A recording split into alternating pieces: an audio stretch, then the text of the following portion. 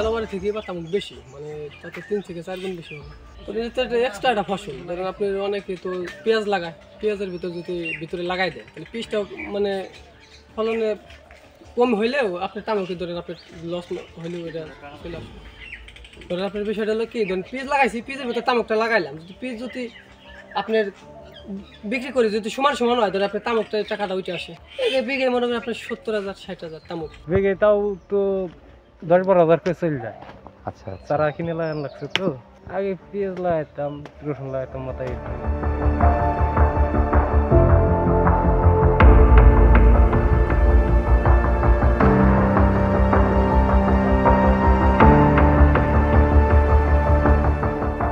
এবার 4 বিঘা লাগাইছি। কত বছর লাগাইছিলাম? 3 বিঘা। না, তার আগে করছিলাম না। হ্যাঁ, সবাই বেশি করছে।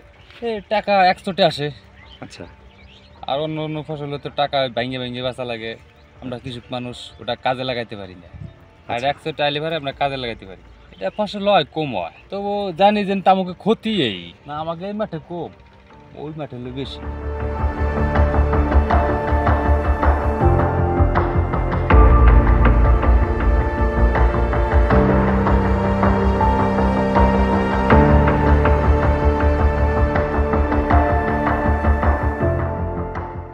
সমস্যা এই যে মারা গেছে তিতে নম্বর, এটা তামুক কোম্পানিতে টাকা বেশি, টাকা ধরেন একদিকে বেচলি 2 লক্ষ টাকা, 1 লক্ষ টাকা একদিকে।